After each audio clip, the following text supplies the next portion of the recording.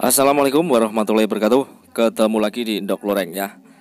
Kesempatan kali ini saya akan membahas mengenai mulai besok itu harga pakan akan naik lagi. Bagaimana dengan harga telur? Kita simak videonya. Yang belum BPJS silahkan BPJS dulu. Bayarnya pakai jempol dan subscribe.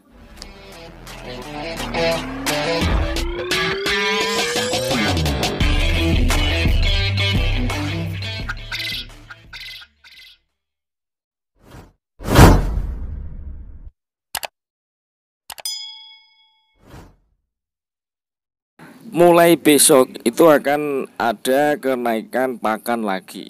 Yes, pakan es muda terus ya.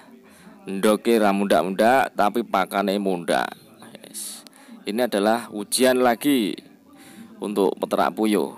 Nah, ujian bagi peternak puyuh ya. Yang kemarin lagi saya sangat banyak sekali yang kena. Mungkin di beberapa daerah lain itu juga banyak sekali yang kena. Indukan juga banyak yang kena. Akhirnya nanti bibit puyuh pasti akan naik. Dan telur puyuhnya bagaimana? Kalau menurut saya telur puyuh juga ikut naik. Bagaimana analisanya? Kalau menurut saya ya, telur puyuh itu kenapa naik ya? Karena banyak permintaan, sedikit barang ya. Kalau banyak permintaan tapi barangnya sedikit pasti akan naik. Nah, kenapa bisa sedikit barang? Karena banyak sekali dari peternak-peternak kita yang puyuh-puyuhnya itu terkena penyakit, terkena virus yang kemarin itu. Banyak sekali di beberapa tempat ya. Kalau ada beberapa peternak yang puyuhnya ludes, yang akhirnya diafkir, dipastikan nanti pasti untuk jumlah telur puyuh akan menurun di beberapa daerah. Kalau permintaan kuat, jumlahnya tidak ada, tidak mencukupi untuk permintaan, akhirnya nanti telur juga akan naik. Tapi kabar kenaikan telur itu dan kenaikan bibit itu diiringi dengan kenaikan pakan juga ya. Pakan juga akan naik karena banyak pertimbangan katanya. Saya ada edarannya itu dari pabrik New Hope itu. Alasan menaikkan pakan dari pabriknya itu adalah dikarenakan bahan bakunya semuanya naik dan untuk biaya produksinya itu semua juga naik. Nah, langkah yang diambil untuk PT New Hope itu adalah dengan cara menaikkan harga jual pakannya. Berapa kenaikannya? Kalau menurut itu adalah 150 kilo, 150 rupiah per kilo. Itu untuk pakan layer ya, untuk petelur, baik itu ayam petelur maupun puyuh petelur. Jadi untuk pakan layer itu mengalami kenaikan yaitu 150 rupiah per kilo. Kalau 50 kilo berarti satu karung itu naik 7.500. Kemudian untuk konsentrat, nah konsentrat itu naik 300 rupiah per kilo. Jadi untuk kenaikan konsentrat itu dua kalinya dari untuk pakan puyuh petelur layer ya. Untuk pakan layernya baik itu puyuh petelur ataupun ayam petelur. Wes.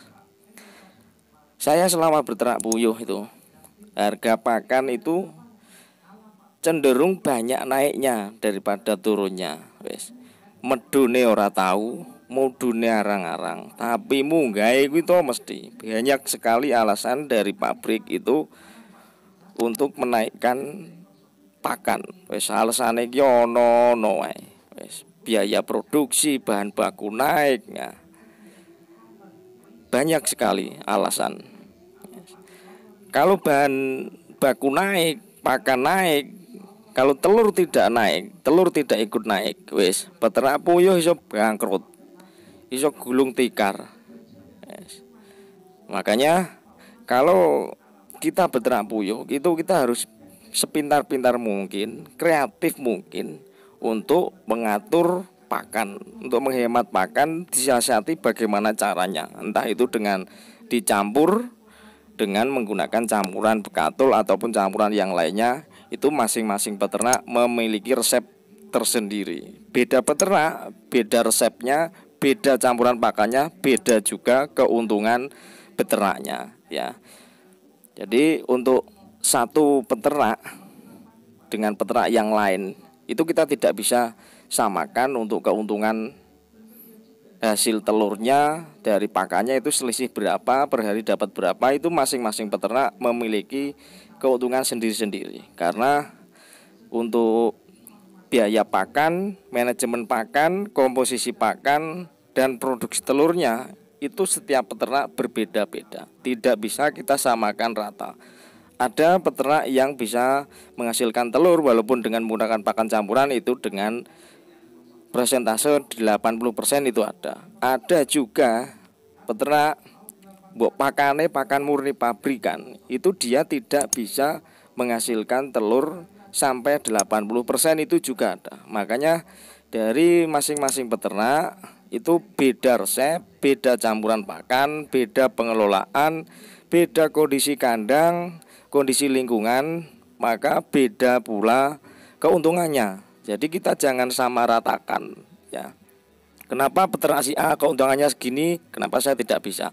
Nah, itu yang perlu kita pelajari. Kita bisa sharing ke peternak-peternak yang sudah terbiasa menggunakan pola campuran ataupun manajemen pakan. Kita bisa menanyakan resepnya apa, cara perawatannya bagaimana, kok hasilnya bisa maksimal. Nah, kita bisa sharing dengan peternak-peternak yang sudah berjalan lama ya.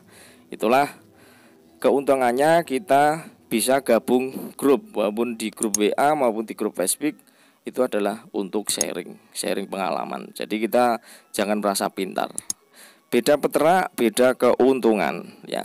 Semakin banyak jumlah populasi puyuh yang kita ternakkan, maka keuntungannya juga semakin besar.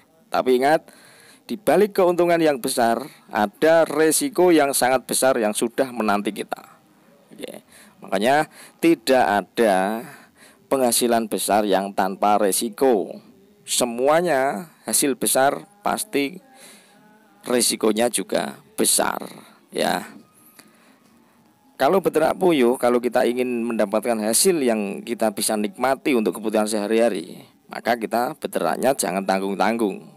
Minimal 1000 ekor kita bisa menikmati hasilnya. Kalau cuma 100 ekor, apalagi cuma di bawah 100 ekor, kita tidak mendapatkan hasil. Kita hanya mendapatkan hiburan dan capek saja. Oke, jadi seperti itu teman-teman ya. Semoga bermanfaat. Assalamualaikum warahmatullahi wabarakatuh.